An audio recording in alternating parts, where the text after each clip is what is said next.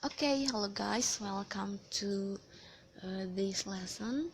Ini adalah lesson ke-6 atau ke-7 ya, untuk course dari masa kebudayaan Hindu-Buddha di Indonesia. Dan kali ini kita udah sampai di lesson berikutnya tentang sejarah dari kerajaan Mataram kuno. Jadi sebelumnya aku udah jelasin beberapa kerajaan bercorak Hindu-Buddha di Nusantara. Dan sekarang aku bakalan jelasin lagi apa itu kerajaan Mataram kuno, letaknya di mana, rajanya siapa, masa kejayaannya, masa keruntuhannya, dan peninggalan-peninggalannya. So pastiin buat tetap keep in touch sama video-video di course ini, dan pastiin jangan ada satupun yang kelewat, okay, then kita masuk ke background history. Jadi kerajaan ini disebut juga sering disebut juga Bumi Mataram. Jadi kerajaan ini tuh terletak di daerah Jawa Tengah. Selain disebut kerajaan Mataram atau Bumi Mataram, kerajaan ini juga sering disebut kerajaan Medang. Dan pastinya ini adalah kerajaan bercorak Hindu-Buddha di Nusantara. Kerajaan ini diperkirain berdiri di abad ke-8 dan di abad ke-10 kerajaan ini pindah ke Jawa Timur. Jadi yang asalnya dari Jawa Tengah pindah ke Jawa Timur di abad ke-10. Dan yang terkenal dari kerajaan ini adalah adanya 3 dinasti yang menguasai kerajaan ini. 3 dinasti. Apa aja bakalan aku bahas di slide-slide berikutnya. Oke, jadi itu dulu background tentang kerajaan Mataram kuno ini. Oke, next aku bakalan jelasin tentang kehidupan dari kerajaan Mataram kuno ini. Jadi untuk kehidupan ekonominya sendiri, kerajaan ini tuh maju di bidang pertanian. Soalnya ada hasil ekspor pertanian gitu. Jadi kerajaan ini mengekspor hasil pertaniannya ke kerajaan-kerajaan dan negara-negara lain gitu. Nah, karena pusatnya yang terletak di lembah sungai kayak gitu, jadi kan daerahnya tuh subur. Jadi rakyatnya pun hampir semuanya menggantungkan kehidupannya itu di sektor pertanian. Nah, selain itu juga usaha perdagangan juga mulai ada di kerajaan ini waktu Raja Balitung berkuasa.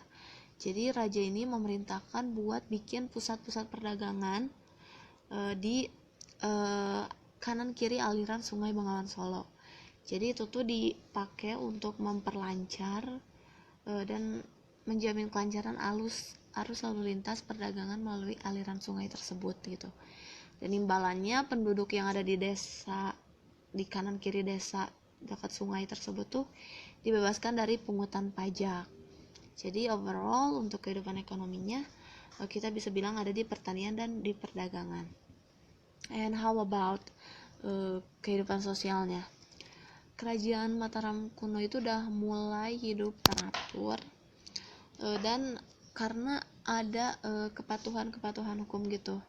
Jadi walaupun dalam praktik keagamaannya terdiri dari Hindu-Buddha, tapi masyarakatnya itu tetap rukun dan toleransi. Dan ini bisa dilihat waktu ini mereka gotong royong waktu bangun Candi Borobudur. Jadi walaupun ada 2 golongan atau 2 agama di situ, Hindu-Buddha, tapi toleransinya tetap terjaga, jadi saling membantu gitu. Dan keteraturan kehidupan sosial juga ada dari kepatuhan hukum. Jadi peraturan hukum itu dibuat dari penduduk desa, terus juga dihormatin sama penduduk dan pegawai istana gitu. Soalnya itu terjadi karena ada hubungan erat antara rakyat dan kalangan istana, jadi nggak ada sekat dan nggak ada space gitu. Dan untuk kehidupan sosialnya sendiri kita bisa lihat kalau mereka itu udah mulai kebudayaannya udah mulai maju karena udah mulai mengenal bahasa Sanskerta dan huruf Pallawa. Selain itu juga banyak banget peninggalan kebudayaan di Mataram kuno ini kayak candi-candi dan prasasti. Kayak prasasti Canggal, Klurak, dan masih banyak lagi. Nah, untuk kehidupan agama udah aku bilang tadi, jadi walaupun ada dua golongan, dua kubu, tapi mereka itu tetap toleransi. Ini nih contoh salah satu sikap toleransinya. Dan untuk kehidupan politiknya, kehidupan politik di kerajaan ini tuh udah mulai bagus karena mereka itu menjalin kerjasama dengan kerajaan-kerajaan lain. Jadi kayak Sriwijaya, Siam dari India dan sebagainya. Selain itu juga udah mulai ada perkawinan politik buat menjaga tahta kerajaan gitu. Jadi untuk mempertahankan wilayah kekuasaannya, misalnya di pemerintahan Samaratungga itu kan berusaha menyatukan kembali Wangsa Sailendra dan Wangsa Sanjaya. Jadi anaknya yang bernama Pramodyawardhani dari Wangsa Shailendra ini dinikahkan dengan Rakai Pikatan. Rakai Pikatan itu yang berasal dari Wangsa Sanjaya. Nah, jadi setelah itu Wangsa Sanjaya jadi penguasa awal di kerajaan Mataram kuno, sedangkan Wangsa Sailendra itu muncul setelahnya, yaitu akhir abad ke-8. Dan dengan adanya perkawinan politik ini juga ini bikin kehidupan atau keadaan rakyat yang Hindu dan Buddha itu makin rukun gitu, antara Wangsa Sanjaya yang beragama Hindu dan Buddha yang Wangsa Sailendra gitu. And then ini seperti yang aku bilang tadi, ada 3 dinasti. Yang pertama itu ada Wangsa Sanjaya.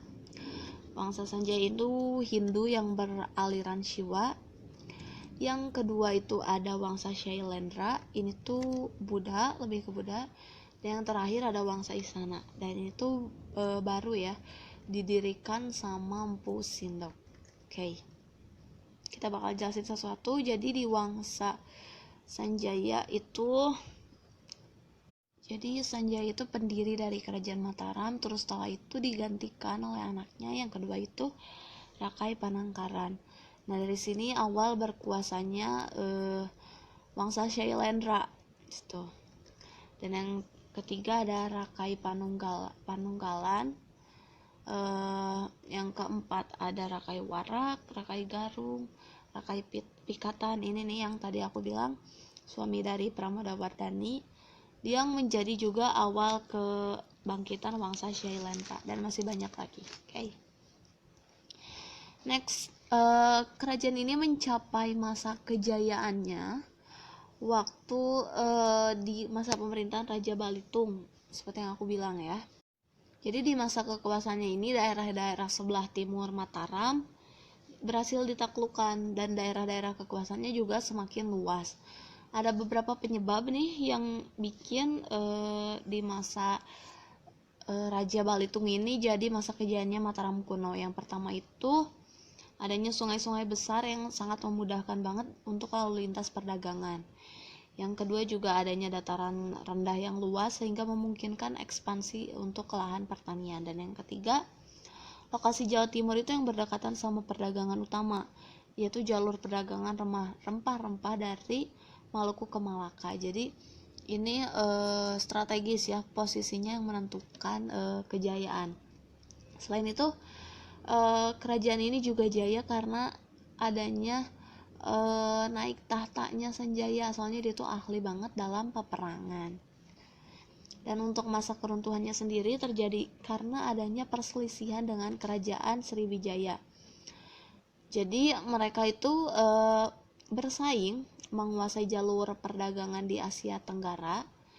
Jadi awalnya persaingan antara kedua raja gitu, Raja Jawa dan Sumatera, sampai akhirnya si perselisihan itu berkembang terus jadi permusuhan turun-menurun di generasi selanjutnya.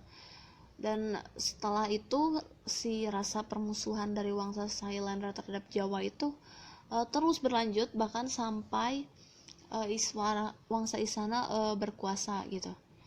Nah, runtuhnya ini juga karena waktu itu tuh lagi ada permusuhan Mataram kuno sama Sriwijaya.